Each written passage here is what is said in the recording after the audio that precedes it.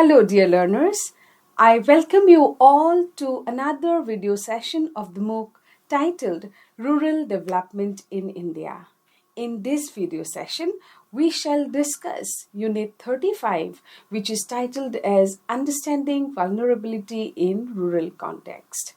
So, in this video session, we shall basically try to understand what does vulnerability mean, and who are the vulnerable groups, what are the challenges and constraints they face, so on and so forth. So let us begin today's session. Dear learners, we all know that rural India is the home to a large section of the country's population. In fact, the majority of the country's population still resides in the rural areas, and these rural areas also serve as the primary site of agricultural production and traditional livelihoods. Now, despite its substantial progress, or despite the substantial economic growth that the country has seen, and different poverty reduction programs that have been taken up over the past few decades, but still, we see that vulnerability remains a pervasive reality in the rural areas even today.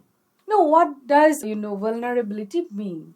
In simple words, vulnerability in this context refers to the susceptibility of individuals or communities to economic shocks, social exclusion, environmental risk, and institutional disadvantages that undermine their ability to maintain secure and dignified livelihoods.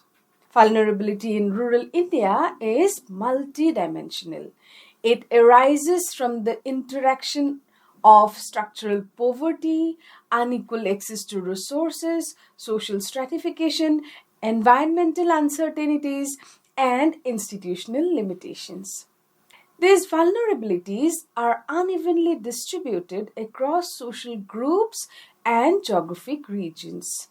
Certain social groups, such as the small and the marginal farmers, landless agricultural laborers, women, scheduled caste, scheduled tribes, rural artisans, migrant workers, and children, face disproportionate risk to historical marginalization, limited access to asset ownership, and restricted access to various opportunities in terms of education, health facilities, so on and so forth. So there are certain groups in our society who are more marginalized and who are more vulnerable. So and they have limited access to resources, limited access to basic livelihood opportunities, and facilities for a decent living. So in this video session, dear learners, we shall discuss these issues of vulnerability in rural India, and while doing so, we will try to identify the key vulnerable groups. We shall also try to analyze the structural causes of their vulnerability, and also discuss the complex challenges and constraints that these vulnerable groups face.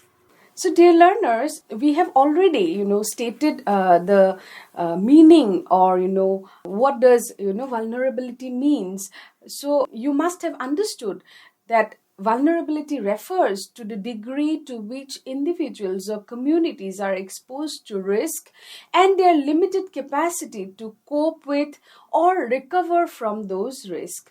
And when we talk about rural India, as we have already mentioned, vulnerability manifests itself through several interrelated dimensions. So now, what are these dimensions? The first dimension, if we may say, is the economic vulnerability. It's the economic aspect of vulnerability, and that arises from unstable livelihoods, low income or uncertain income, debt traps, and lack of assets. So this is economic vulnerability. Then another dimension of vulnerability is the social vulnerability that arises from the social inequalities prevalent in our societies, such as caste discrimination, gender inequality, and other forms of social exclusion. Then the third dimension is the environmental vulnerability, where people are vulnerable to environmental hazards, shocks, so on and so forth. Many rural regions are in the country are exposed to droughts, while some others are exposed to floods and other such climatic variabilities. So, environmental vulnerability is also one of the major dimensions or major forms of vulnerability. And the last one is the institutional vulnerability, by which we mean the limited access to state institutions, to welfare schemes, to formal financial systems, to so on and so forth. So, these are the various dimensions of vulnerability that we see in rural areas. And we all know that rural livelihoods are heavily dependent on agriculture and natural resources. And therefore, people are, more vulnerable, or they are, because they are so dependent upon nature for their livelihood, they are, more at risk towards environmental shocks and market fluctuations. Then again, the persistence of traditional social hierarchies, social inequalities, further deepens the marginalization, the deprivation that is persistent in our society, and it restricts different social groups from access to resources and opportunities. And all of these together, makes certain sections of the population, particularly the poor and the marginalized sections in the rural areas, vulnerable. Now, when we talk about vulnerability, we need to, along with these dimensions that we have discussed, we also need to keep in mind another very important aspect, that vulnerability is cumulative. That means there are certain sections of the population, or there are certain individuals who belong to or who fall into multiple disadvantaged categories. Here, we need to understand that a particular social group, any social group for that matter, be it caste group, be it a tribe, or be it a gender, they are not homogeneous. The experiences of individuals vary across categories, and these categories overlap or intersect with each other. For example, the experience of a landless woman from a scheduled tribe category, or from a scheduled caste category, would be very, very different from a working woman from a scheduled tribe or a scheduled caste category. Their experience will be different. The landless woman from that scheduled caste or scheduled tribe will be more vulnerable, will be more deprived, will be more will face more discrimination, will be more marginalized than a working woman from the particular caste or tribe. Okay, so there are certain individuals, or certain groups who fall into multiple disadvantaged categories. I mean, their class also belongs to, they belong to a lower class. I mean, they belong to a social group which is discriminated against. So all of these intensify their marginalization. So people who belong to lower caste categories, lower social groups, and are also economically not affluent, or economically poor, or are they are poverty laden, then those groups face more discrimination, and they are more vulnerable. So, dear learners, by these we mean that vulnerability varies from the risk of vulnerability, or the magnitude of vulnerability differs from one group to another, and there are certain categories who are much more vulnerable, who are at a much more deprived, and in a much more vulnerable situation. So, let us now try to understand, or, let us now try to identify who these vulnerable groups in rural India are. So, when we talk about rural India, we all know that, the livelihood of the majority of the population is agriculture. And when we talk about vulnerable groups, the small and the marginal farmers constitute one of the largest vulnerable groups in rural India. Small farmers typically own 1 to 2 hectares of land, while marginal farmers cultivate less than 1 hectares of land. Their agricultural holdings are often too small to generate sufficient income for sustaining their day-to-day living and fulfilling their day-to-day needs. These farmers therefore face multiple constraints such as debt traps. They are unable to meet their socioeconomic needs. They are ridden with poverty. They do not have, or they cannot afford nutritious diet. They are they lag behind in terms of education. I mean, they cannot send many a times, their children are dropouts. So they face multiple challenges. And this often arises, the small and marginal farmers, their problems often arises due to the fragmented land holdings in the rural areas. Then dependence on the monsoon for agriculture, then lack of access to irrigation, lack of access to institutional credit, inadequate market linkages. So all of these issues make their conditions very very very poor, and they are unable to meet their needs, and that is how they become more vulnerable. So, agriculture in many parts of India, even today, we know that they are heavily dependent on rainfall and erratic monsoon, which often leads to crop failures. And small farmers or marginal farmers, they do not have the financial buffers, or, they do not have the savings that are required to absorb these shocks. And what happens is, because there are crop failures, or there are uncertain income from agriculture, and all of these leads to debts. They are bound to borrow money for their survival, for fulfilling their day-to-day needs, and as a result they are frequently trapped in the cycles of debt and distress. Then low agricultural productivity further compounds their vulnerability.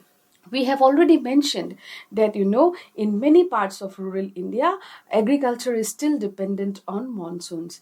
And secondly, because of a lower level of awareness, because of lack of access to irrigation facilities, better seeds, better cultivation tools and techniques, there is low agricultural productivity, which adds up to this vulnerability. Poor soil quality, limited mechanization, then insufficient access to modern inputs, all of these results in lower yields and lower profitability or lower income from agriculture, and this makes the small and the marginal farmers more vulnerable. And therefore we say that in rural India, the small and the marginal farmers are one category which comprises of one of the most vulnerable sections of the rural population. Then another major category, or another major group which is vulnerable in rural India, is landless agricultural laborers. They represent, or they perhaps represent, the most economically vulnerable group in rural India, because they do not own land and they rely entirely on wage labor for their survival and for their needs. And their vulnerability arises from several factors, such as seasonal nature of agricultural employment, low wages, absence of job security, lack of social protection, so on and so forth. Dear learners, we all know that agricultural work is typically available only during specific seasons, such as sowing and harvesting. So agriculture is largely seasonal, and laborers are required only for that particular seasons. And therefore during the lean periods, during the periods when there is not much agricultural work, laborers often suffer or often experience unemployment and underemployment. In addition, many laborers or many landless laborers work in informal arrangements without written contracts and labor protections. Their bargaining power is weak, especially in regions where land ownership is highly concentrated. This economic insecurity often pushes the laborers into distress migration, where they move to urban areas or other regions in search of work. And such migration frequently exposes them to exploitative labor conditions and precarious living arrangements. So, landless laborers are also one of the most vulnerable groups in the rural societies. They do not have, any income certainty. They often suffer from underemployment and unemployment in the lean seasons. And in order to fulfill their needs, in order to have a secure livelihood, they move to urban areas where the work is largely informal in nature. There is no written contract, and they are paid lower wages. They are compelled to live in poverty, in distress, and are vulnerable to different exploitative labor conditions. So, they are one of the most vulnerable groups in the rural societies. Then, dear learners, another section which is often vulnerable in rural areas is the scheduled caste and the scheduled tribe. These groups are socially marginalized communities, and they remain disproportionately vulnerable in rural areas. We all know that historically caste-based discriminations has restricted access to land, education and social mobility. Even today, many members of these communities work in low-paying and informal occupation. Their vulnerability stems from historical landlessness, social discrimination, limited access to education, restricted participation in decision making, so on and so forth. And even today, many scheduled caste and scheduled tribe households rely on casual labor rather than owning productive assets.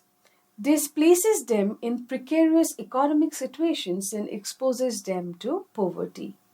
Additionally, access to institutional credit and agricultural services remains limited for this group, which further perpetuates economic inequality. Further, tribal communities face an additional dimension of vulnerability due to their geographical isolation and displacements they often face from their traditional lands. Development projects, mining activities, and forest policies have often resulted in displacement of tribal populations, and there are various studies which have shown how these tribal communities have been displaced from their land. They have been alienated from their land, and they have faced multiple layers of or multiple type multiple forms of discrimination, and how they have lost their land, their livelihood, and they are compelled to live in precarious living conditions. So rural scheduled caste and scheduled tribes, because of the historical marginalizations that have been persistent in our country, they are one of the most vulnerable groups in rural areas.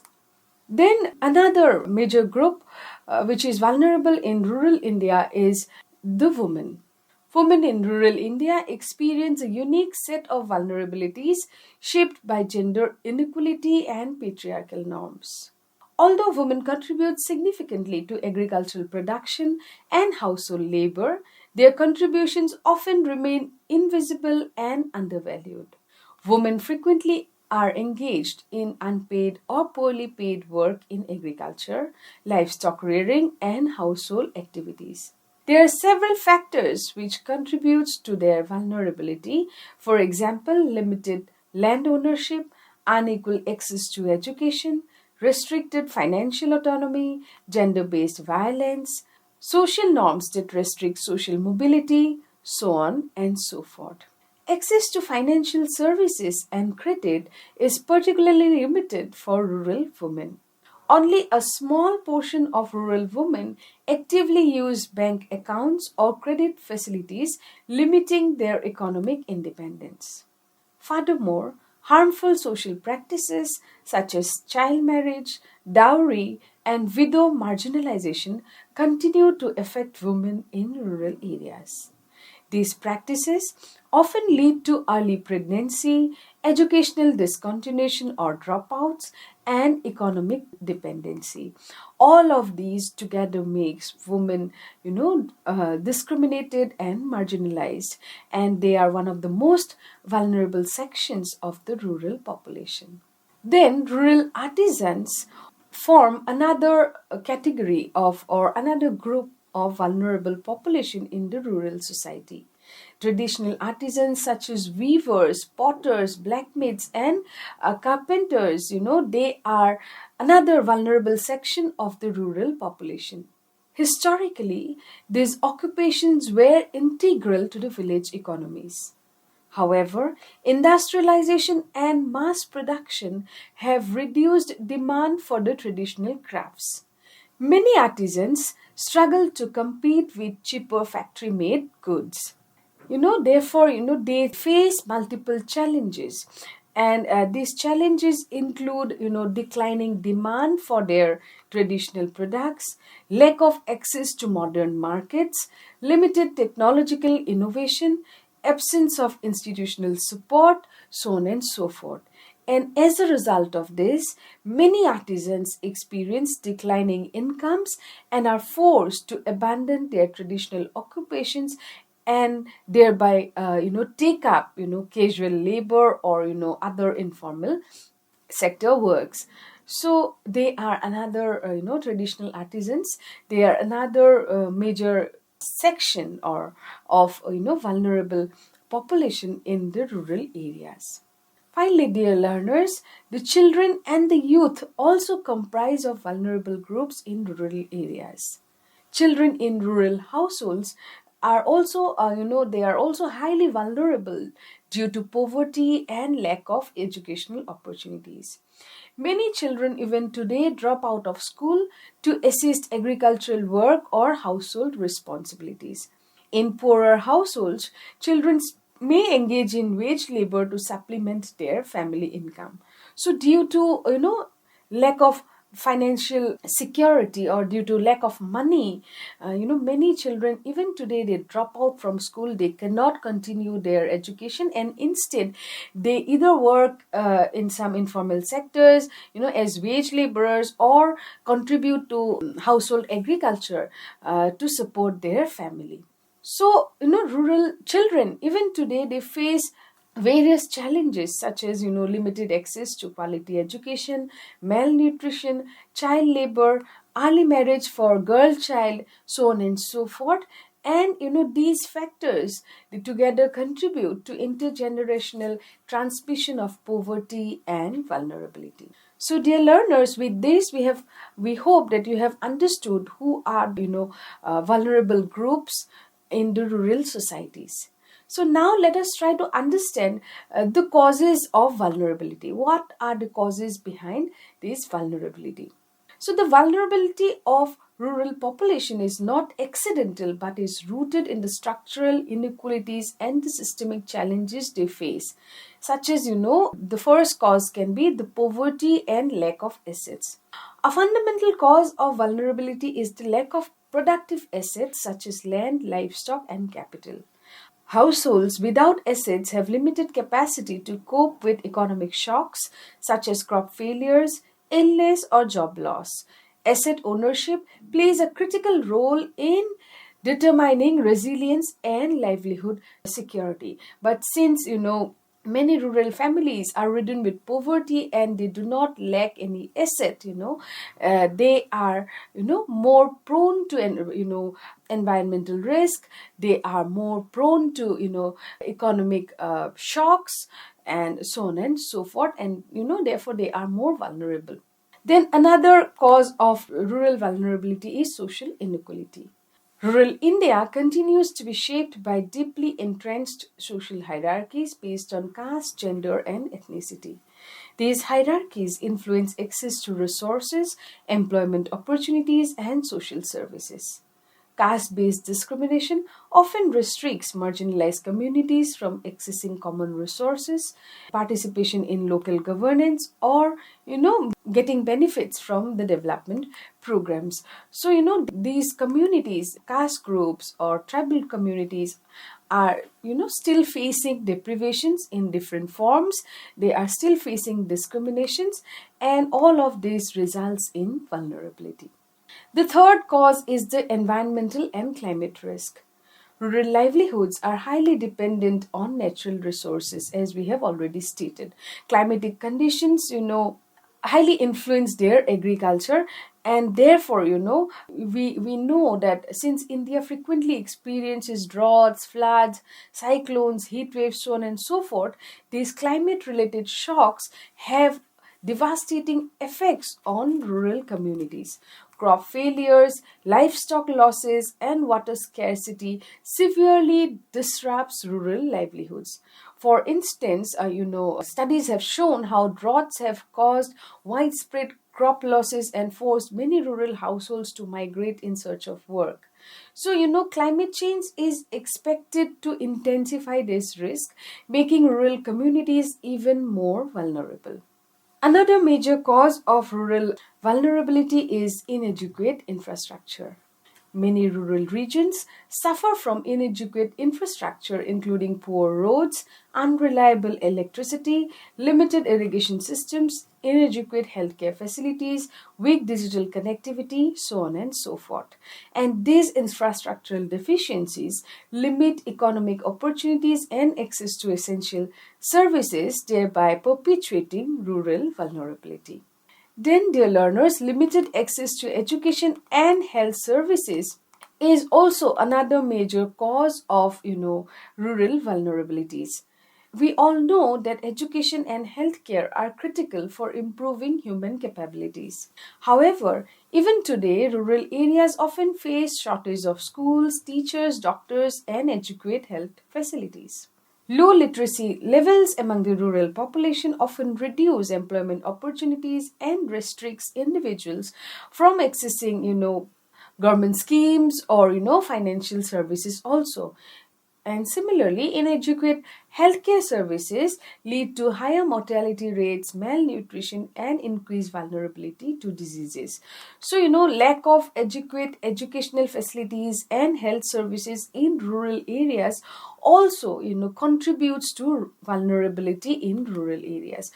It leads to more, or it adds up to the vulnerability in the rural areas. So, dear learners, these are the major causes behind rural vulnerability, or causes behind why these sections of the rural population are more vulnerable. Now, let us try to understand the issues and challenges faced by vulnerable groups in the rural societies. So, livelihood insecurity is one of the most pressing challenges faced by the vulnerable groups.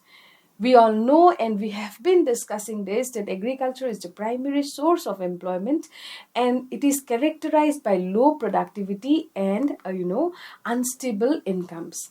Fluctuating crop prices, rising input costs, and unpredictable weather conditions have been making is leading to distressed agriculture, or making farming increasingly costly and risky, and as a result many rural households are struggling to maintain stable livelihoods. Then another major challenge is indebtedness and financial exclusion. We have already explained or discussed how there is no certainty of income from agriculture, and whatever income they get is very very mere in terms of rising prices of agricultural inputs, rising prices of our essentials day to day needs. What happens is it's very difficult for the rural households to meet their day to day expenditure, and therefore many rural households rely on informal money lenders for their survival, for their needs. Limited access to institutional credits in rural areas also, results in depending upon money lenders for their meeting their emergency expenditure or fulfilling their household needs. And because of these, because there is lack of, access to institutional credit, money lenders, they reap the maximum out of this. They often charge high rates of interest, and thereby trapping the borrowers in the cycles of debt. So indebtedness is, a very, very critical challenge that is been faced by rural households even today.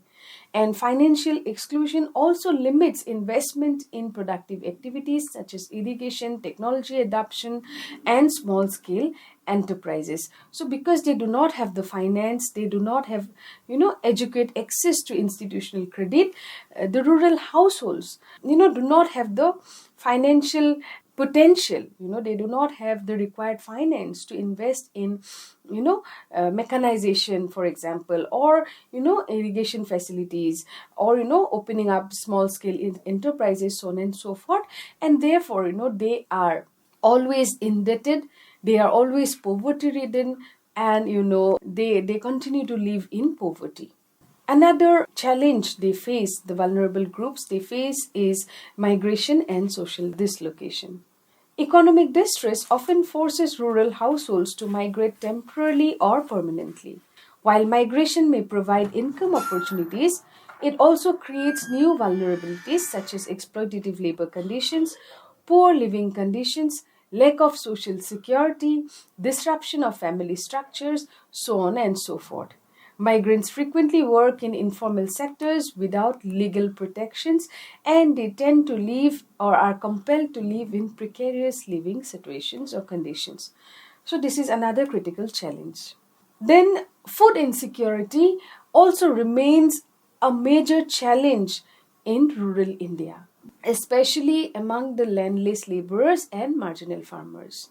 Low incomes and irregular employment often results in inadequate dietary intake. Malnutrition among women and children continues to be a serious public health challenge in rural areas. So, dear learners, we see that these vulnerable groups, they are, apart from these economic distress, they are also, prone to food insecurity, they also face malnutrition, so on and so forth. And then, apart from these groups, they face gender based inequalities, like, restrictions on social mobility, restrictions on decision making, restrictions on property ownership, so on and so forth. And women, even today, continue to face these restrictions, and these inequalities limit their access to economic opportunities and increase their dependence on male household members, so on and so forth. Then another critical challenge faced by the vulnerable groups is the limited political voice. Many vulnerable groups have limited representation in local governance institutions. Although decentralization policies such as Panchayati Raj have improved participation, power structures within village often remain dominated by economically and socially powerful groups.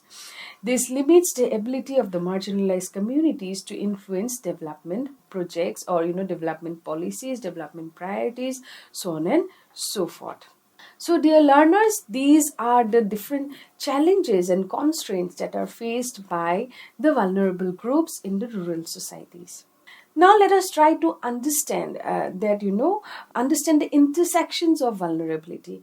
In the beginning of today's session, we have discussed that certain groups in the society who face multiple layers of vulnerability because they belong to a more deprived section, or more discriminated sections. They face different or rather multiple forms of vulnerability. So it is in this context, it is very important to understand the intersections of vulnerability. So this is an important characteristic of rural vulnerability, that rural vulnerability is intersectional in nature. Individuals belonging to multiple disadvantaged categories often experience compounded vulnerabilities. For example, tribal women farmers, landless Dalit laborers, widows without belonging to lower caste and without any property rights, then disabled individuals in the rural households, they face a kind of more discrimination, more deprivation, and these kind of intersectionalities, that they belong to multiple disadvantaged sections. This intersectionality intensifies their deprivation, and they are prone to, or rather they are more vulnerable. So now we have understood that vulnerability in rural India is intersectional in nature. And dear learners, we also need to understand that, apart from the dimensions that we have already discussed today, that economic dimension, social dimension, so on and so forth, we have some newer forms of vulnerability that have emerged due to, structural changes in our society, in our economy. So what are these emerging dimensions of rural vulnerability? The first is climate change. We all know that, there is there is a change in the climatic conditions across the globe, and there is increasing frequency of extreme weather events, which is threatening agricultural productivity and rural livelihoods. So climate change is one of the emerging dimensions of vulnerability, which is and will be affecting the rural households and the rural livelihoods. Then market volatility is another emerging form of vulnerability, which implies that, integration of with global markets has exposed farmers to price fluctuations and economic uncertainty. Then technological divide is another emerging form of rural vulnerability, where we know that digital technologies are transforming economic opportunities, but many rural communities even today lack the skills and infrastructure to participate in the digital economy, and therefore this might widen the already existing gap between the rural and the urban areas, between the rich and the poor, so on and so forth. So these are emerging forms of vulnerability, and if right kind of policies are not taken up at the moment to mitigate these vulnerabilities, then rural population, particularly the vulnerable groups in the rural societies, will be facing a more crisis, more distress in the days to come. So, dear learners, with this, we hope that you have understood what vulnerability means, who are the vulnerable groups in the rural societies, what are the issues and challenges they face, and why, or what are the causes behind rural vulnerability. In this video session, we have discussed that vulnerability in rural India is complex and multidimensional phenomenon, which is shaped by economic insecurity, social inequality, environmental risk, and also institutional constraints. While rural development policies have achieved notable progress in poverty reduction, however, significant sections of the rural population still continues to face persistent vulnerabilities. Small and marginal farmers, landless laborers, scheduled caste, scheduled tribes, rural women, artisans, and children remains particularly exposed to livelihood insecurity, social exclusion, and environmental shocks. Their vulnerability is rooted in the structural inequalities such as unequal land distribution, caste hierarchies, gender discrimination, and inadequate access to education, healthcare, and financial services. And addressing these challenges would require a more holistic and inclusive approach that would go beyond income based poverty alleviation measures. There is need to strengthen rural infrastructure, expand social security and protection mechanisms, promote financial inclusion in the rural areas, then ensuring equitable access to land and resources, and empowering marginalized communities through education, through awareness, through skill development, so on and so forth. And all of these are the steps that are required, that are essential in order to build more resilient rural societies, and in order to get rid of the vulnerability that various groups in rural societies are facing even today. So with this, we have come to the end of today's discussion. We hope you have understood what has been discussed in this video. We hope to meet you again in the next video. Thank you.